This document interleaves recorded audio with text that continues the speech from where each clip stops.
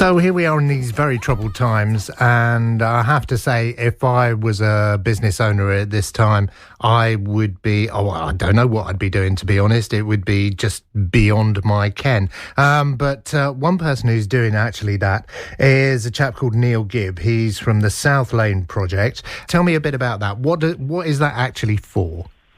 Well, about 2 years ago, I published a book called The Participation Revolution, and it was really about how the world was changing and what to do and how to thrive in this sort of emerging new world. And it did quite well, and lots of businesses used it. And I was living in Colchester, and I thought, how to apply the thinking here? And last year, got a group of people together, and we created the South Lanes Project. And the idea of that really was to create an area in the south side of Colchester called the South Lanes, which brought together what makes Colchester particularly special, which is the independent businesses. And a lot of research is pointing to that's what people are now interested in. You know, because of the internet, you can get everything online. So we focused on independent businesses. Now, the project was successful, but we got to a point where we really couldn't engage the local council or the local business improvement district. And we thought, okay, well, we can't go any further. So we parked that.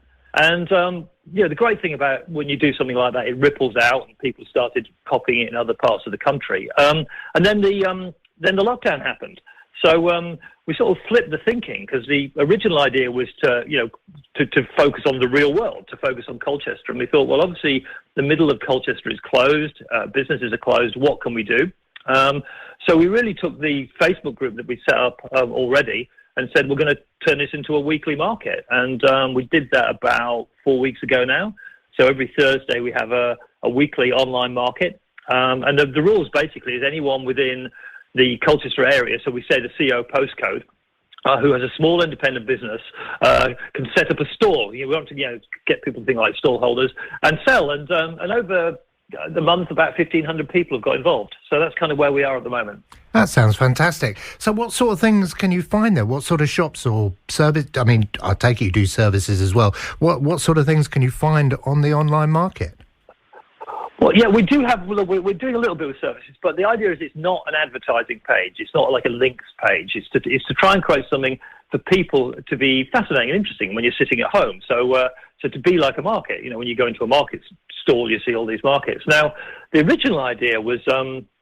Well, I'll tell you one thing, just to back up slightly. Anyone thinking about what you can do in lockdown, I think experimentation is what this has been about, because it's been fascinating. Because I thought originally it would be for the independent businesses in Colchester, the people we've been working with. And a lot of those haven't got involved because they've either closed down or they're just dealing with all the things they have to deal with. But what's shown up is this kind of army of small enterprises around the North Essex area that I didn't even know existed, often in people's sheds, in people's kitchens, making food, making soap, making all sorts of things. So that's really what it's become, a bit more like a sort of artisan market or a farmer's market or something like that.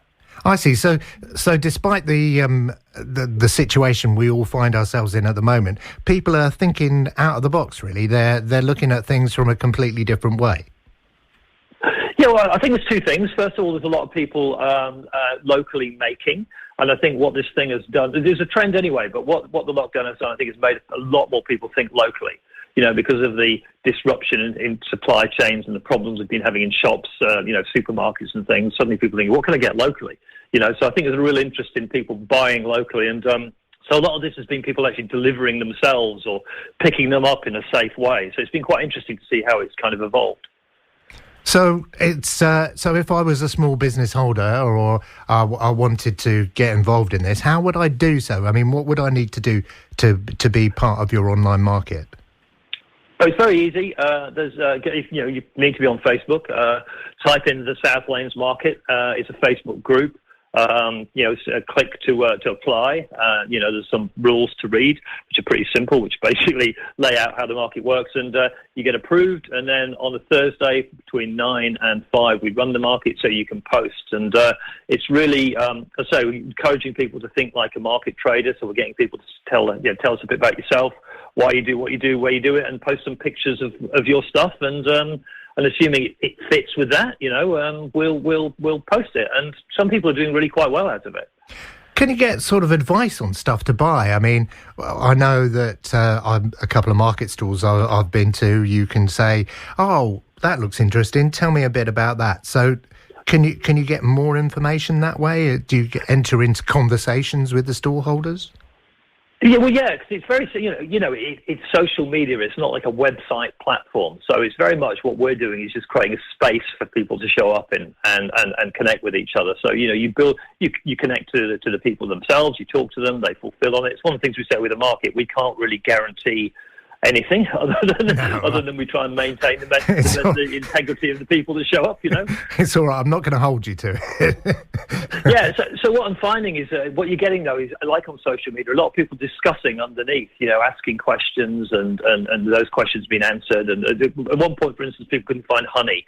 So the whole conversation about honey broke up, and then suddenly 3 people selling honey showed up, So that's good, because I think one of the important things about independent people is that they're not the faceless corporate bodies that are unapproachable. You can even if you don't buy anything, you can have a conversation with them.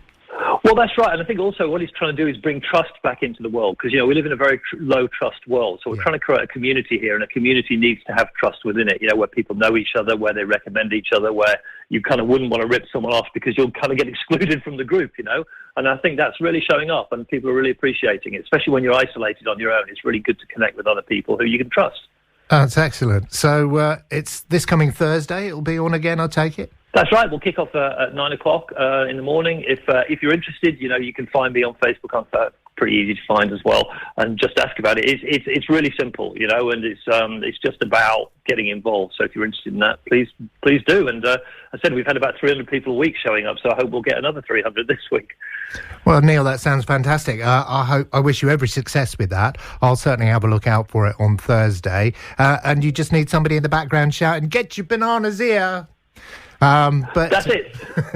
I have to say, mainly though, I'll tell you the things that really seem to be very popular is cake. There is lots of brownies and cakes and things like that, and they are selling in abundance. So it's get your brownies. Neil, thank you very much indeed for taking the time to join me today.